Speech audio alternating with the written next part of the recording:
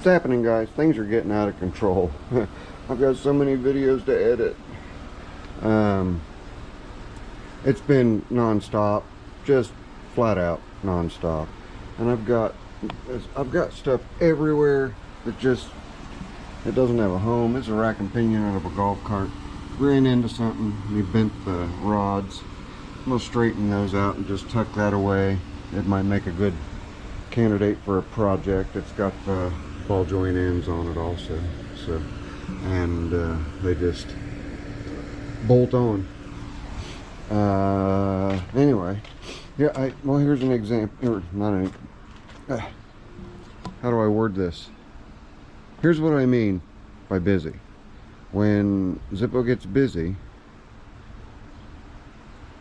things don't get put up and they wind up accumulating. So in the bed of the truck, we've got 3 Royal King batteries. I don't remember if I made a video or not, but let me grab a couple of receipts out of my pocket. Also, I have 4 gallons of oil and a freebie gallon of concentrated antifreeze that's sealed, fortunately. A chain binder, random. A pack of 3 lithium grease tubes for the small grease guns, and a small grease gun, a tube of multi-purpose lithium grease, a big pry bar. Here are the 3 tubes of Advanced Auto multi-purpose #2 lithium. And then we go into the truck and there's even more to look at. I'm going to start off with, I need to run to the parts store so that I can get an LED compliant flasher so that I don't end up with turbocharged blinkers. You need an LED that has less resistance, an LED compatible flasher. So I've got to get that, because I'm going to be doing a front, back, and cab upgrade on LED bulbs. And I'll shoot videos for you guys and show you, of course. And I got them all from the same company, Auxito. Right there, Auxito. So I have high beams and low beams for the headlights. I have, which ones are these? These are the amber. These are, it's 2 turn signal lights, but I need a total of 4, so I'm waiting on another box of those. Okay, and then these are red taillights, but they're the wrong ones, unfortunately. I needed the 3157s and I got the 1157s. So these are the round base, and the ones I need are the flat blade base type. So I can't use those. Then we come here. These are reverse lights, but again, I got the wrong ones. They're the round base. But the nice thing is, both of these, well, not the, yeah, reverse lights and brake lights, those will work in the van. So I can put those in the van. And I'll have to get another LED compliant flasher. And then we have a total of 10 bulbs in here, and it is 6 interior bulbs for the courtesy lights, like here and underneath the dash, and then there are the 4 more that are covered up over here are for the side markers. So the side marker light here, side marker light on the other side, and then I believe there's a, is there? I don't think there's a side marker light back there, but at any rate, that's what those are for. And then we come to this pack, which are for the interior, which would be that light that's lit and the 2 on either side. So as I prepare to get those in, I'll pop the camera on. And you guys see an old Big Ben clock sitting here, and that Big Ben clock is Dave's, my neighbor Dave's, and it happens a lot. The winding mechanism, the spring's fine, but the cam that comes in and ratchets against the winding, the winder, is broke. The cam's okay, the spring that holds it into the gear is broke. So although the clock does work, I mean, if I give it a bit of a shake, I do have it wound up. I don't think you can hear it, but at any rate, that's just going to be a shelf clean, or he has an identical white one. Sorry, feel like I'm going to sneeze.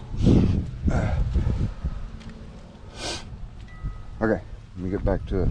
He's got a white one, so he said that he might like to have me switch everything over to the black case because he likes the look of the black better. So I might do that, but it's in the truck so I can give it back to Dave. Then we have Rural King and Rural King. What do we have here? Is a bracket for a 7-way, for a 7-pin, a new 7-pin or 7-blade. Because the one that's on the truck is really flimsy and it's not wired correctly. And then some heat shrink connectors so that I can get that done.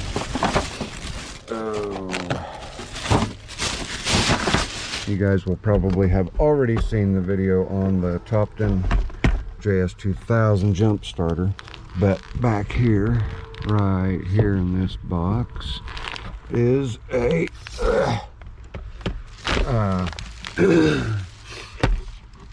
my dash cam. It's a Red Tiger F7N dash cam, and I got that after watching. I fell into a rabbit hole on YouTube on watching car crashes, and I thought, you know what, that's not a bad idea. So I haven't routed the wire yet. The wire's going to route around here, and there'll be 2 wires that are going to route up here, and because this box still contains the rear camera, and the rear camera is going to, and you can set them both to record in a loop. The rear camera is going to get mounted so that I can see straight back, and it'll also allow me to more accurately back into my trailer hitch. So double plus there. Oh, those white lights were the round base that needed to be the blade type base. Those are coming too. I don't think I mentioned that. And I did excuse me, I did clean the headlight lenses. I did not clean the turn signal lenses, so I hope to be able to, I don't know if it'll happen or not. At some point it will, but I don't know if I'll be able to get these cleaned up so that you can actually see through them before I put the LED lights in. But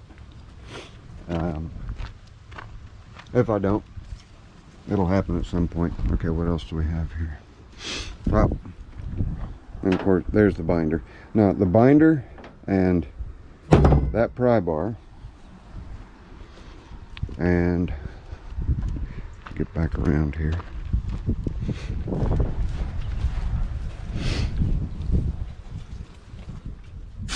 And over that bag, I can go down there. I'll go over this bag real quick. I like these gloves. They're the King Co, so I'm guessing Rural King branded.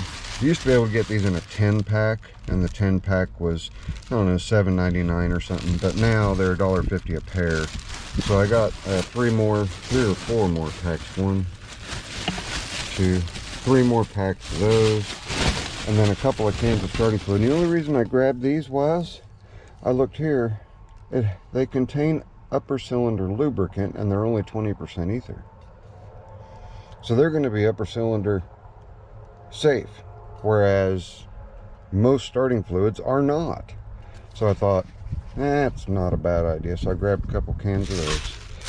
When I got my batteries, and the reason that there's batteries in there is I intended to remember to grab my donor batteries, which were sitting right there. But I forgot them, and I had to have a battery, so I went to Rural King, got just one battery. Then I went back, got my $12 back, but anyway, wound up spending close to $500 on shop supplies. But that's another story. That's all a wash, if you know what I mean. It comes back, because, well, almost. The gloves don't come back, starting fluid doesn't come back, but the oil does. The oil filters do, the air filters do, the batteries do, so on and so forth. And then I stopped at my buddy Ron's, and they go to rummage sales all the time, but Ron had picked up a set of these for himself, and he thought that I could benefit from a set. Of course, not today, because it's 84 degrees at 9:15 in the morning, and it's due to get up to 93, and there's a heat advisory in effect and an air quality alert. So anyway, obviously that's for winter. And then there's you guys look at the shape of that, and I want you guys to tell me what you think that fits, because Ron and I both are not positive. Plus, it is a remote mirror. It's remote from the door panel. Looks like it was originally a burgundy color and then painted over orange, but doesn't bother me that it's orange. She said it was only a couple bucks. And then Jane found me a couple of Zippo lighters, which are in here. Let's take those out. We'll get this out. Oh, one of them fell out. There they are, way back in the corner. One's not super old. It's a 2000, and I think it's a 2003. Yeah, it's a 2003, and it was well carried, but I don't think it was well used, because the hinge is really, really nice on it. So that'll go in the display case. And then there's this one, which is well used, and it's from the late 60s, early 70s. There's a total of 8 hash marks on the bottom of it, with no patent number, and the old style Zippo script with Bradford in the left corner, PA in the right corner. And this hinge is really, really loose. That was a really well-loved lighter. You can see one of the barrels is separated from the hinge, but that's okay, because it's just going in the display case. So Jane, thank you very much for that. And for the big bag of bottle openers, and the neatest one in there is this Heineken one, and it's kind of like a multi-tool for a bartender. You pull that out, and there's your bottle opener, and that just slides back in. Then that is a knife blade right there, and then over here on this side you have I think those are cap lifters, not bottle openers, but cap lift. But if you guys know, tell me. I don't recall exactly what that is for in bartending. And then of course a big corkscrew. So, but it being Heineken is very nice. So go grab you a Heine. And then this weird thing, and Ron and I, neither one knows exactly what it is. We can only assume that it was pretty expensive though, because it's one single piece. It has been CNC machined. That's from Evil Energy, and it is called a M20 1.5 racing fuel valve. And you guys see the part number. I have not looked it up yet, so you guys can tell me what it is down in the description. But it's never been used, still has its shrink plastic wrap all over it and an O-ring, but it is just very well machined, and it has all been machined out of a single piece of billet stainless. But it kind of contradicts, because it says racing fuel valve there. I just wonder, because of this recess right here, if it's a height thing that puts pressure on a spring, because it has a little recess here for possibly a spring to rest on that, and then for adjusting, I don't know, fuel rail, something. But if you guys know, put it down in the description. Let me know. But that takes care of the truck. Since, well, okay, since when? I've been talking for 15 minutes on this stuff. Anyway, this is what happens. I make a bunch of stops and do a bunch of house calls, and just everything just accumulates, and that's exactly what has happened. So here's a Briggs 4-bolt carb that I had given to Ron. He didn't need it, so I got it back. And then there's a head gasket for the engine that he was going to put that on. There are 2 Kohler starters in there. One's a long frame, one's a short frame. Nothing new right there. Did I tuck something in here? No, I still have my fuel. I still have fuel pumps down in here. Let's go over to that side. That needs cleaned out. It desperately needs cleaned out because I keep throwing stuff in it and not taking anything out. So I've got belts. I had to go out to Melinda's.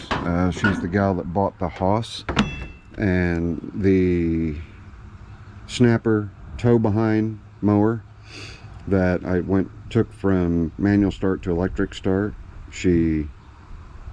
We burned up the original belt, so I think, yeah, the original belt is in on the chair there. But I measured it and it came out to 67 inches. So I bought a 67, a 68, and a 69 inch, no jokes, 69 inch belt. And anytime I buy extra belts, these don't cost that much, the Megadynes at Rural King, so I just keep them. These are Kevlars from the same manufacturer, and they were way too long because I thought that I had the right ones, and I had her pick them up and they weren't incorrect. So I've got 4 extra belts. They'll just get hung up. Went through all that stuff. Okay, that was in there just so I could drain some fuel so that I can go back in the shop. So much stuff here can just go back in the shop. Here's a starter for a Briggs single cylinder cast iron. That can go back in the shop. Oh, what else? I had an issue with Ruby. Fortunately, I had my Innova with me. Ruby would not start. It would start and only run for just a few seconds. I've got a bunch of wrenches. Sorry about the noise, and side cuts that I need to put in that toolbox because I don't have any metrics in there, so it's a metric set. Anyway, back to this. I had a no start. It would start, but then it would just immediately die. Like it would get ignition, and then the ignition would just cut off as soon as the key returned to the home point of run. So I disconnected the battery for 15 minutes, plugged it back in, still nothing. Went back and forth, grabbed this, plugged this in, and it showed no codes, but I went ahead and reset the system, reset the computer on the truck. Then it fired right up, and it's been fine since. So glad I had that in the truck. My Craftsman, it has been getting used a ton, so I need to pull the battery and take it in and charge it. It's probably still green. Yep, it's still green, but I'll charge it anyway because I don't want it to die. Multimeter stays, battery charger. That battery charger doesn't go in here either because that is for Briggs. Wait a minute. No, it's not. It is supposed to be in here. I think there's another battery charger in this mess that is for, I said the Briggs, for the Black & Decker. I don't need these belt sleeves in, or do I? 1/2 by 74.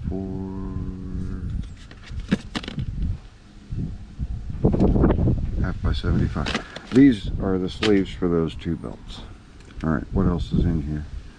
I think that's just about it as far as the some of the extras that need to be pulled out of here. The Topton JS 2000 will reside in the truck, not where I had it sitting, but behind the seat.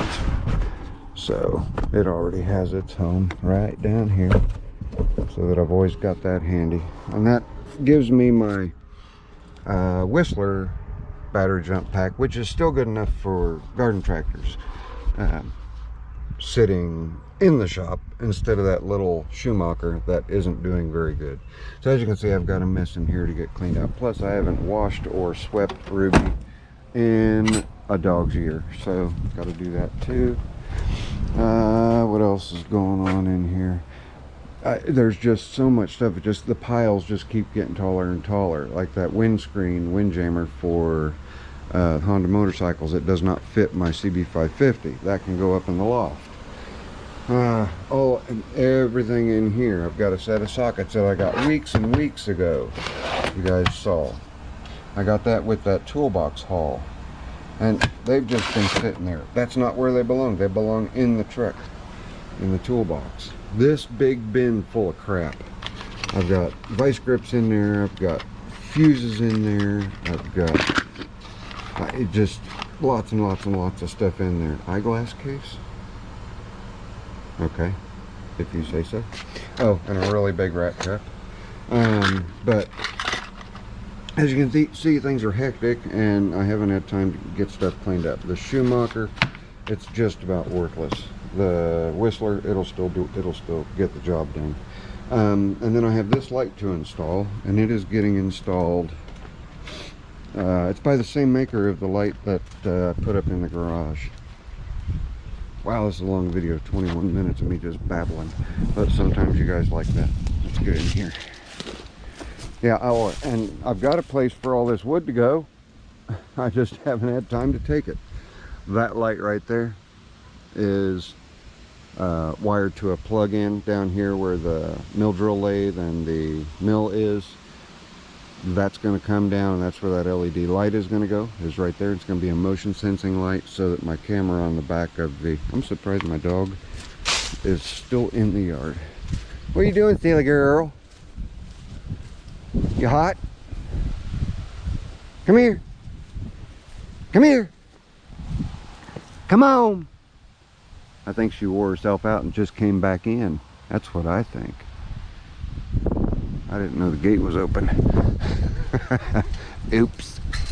But she's back in. She's good. Alright.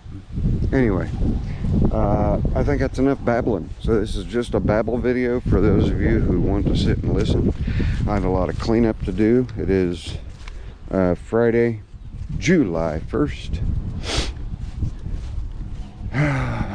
So much to do, so little time, and only one me. Still got the engine to put in that, and then the transmission to put in the 2210. Oh, plus, yeah, this is wonderful. Okay, don't know what happened, but this tire, I came in and it was flat, and it is flat. So I put air in it, and it went back down. So I've got to fix that. Then I came over here to put air in this one. And it's got air in it, but guess what happened? When I went to take the valve stem cap off, the entire valve stem pulled out.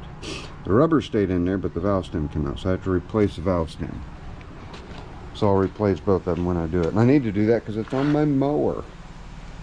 Any other updates? Quick update on the 2 Sunstars that are not here, the 2 that are at Ron's. Biggie Rats. He pulled the 20 horse, or excuse me, the 18 horse Corolla Magnum in last night. He's going to be working on that one today, weather permitting. And what he's going to be doing is getting motor mounts in it, because the motor mounts are rubber and they've collapsed. And that's the only thing that one needs, and it's running really sweet. The Kohler Command powered one is in need of a new stator. I've already mentioned that on other videos, but anyway, yeah, got my paper towels to put away. I've just got so much stuff to put away, but you guys will see. I know I'm still talking. All the oil dry on the floor. Well, in this case it was antifreeze dry. Clifford got its new water pump and static idler pulley put in. What day was that? This is Friday. I think it was Tuesday that I put the water pump in Clifford. Clifford's happy as a lark. Ruby now has an oil leak. I think it's coming from the oil pan, and I'm sure Rick will square that up for me. He'll make that right. I just need to get an appointment for it. Is that going to round it out? I think that's going to round it out. See, there's the leftover antifreeze. Yeah, I'm surprised that all my tools are put away. That's a nice thing. It helps, but I've still got a lot of cleanup to do. So instead of sitting there yammering anymore for another 25 minutes, I will spare you guys the pain of listening to me anymore about how hectic things have been and everything I've got to do just to satiate my OCD tendencies. You know, I've got a backrest sitting there with a luggage rack on it for a Honda that needs to go up, and just lots of stuff. And a seat sitting on my air tank over it. Good night. A lot to do. Anyway, I'm your friendly neighborhood Zippo. I'm sorry for babbling for so long, but I will make it very clear in the description. Nothing but babble. Should I be going this way? Nothing but babble. So be ready for that. See you guys on the next one. Later. I'm out of here.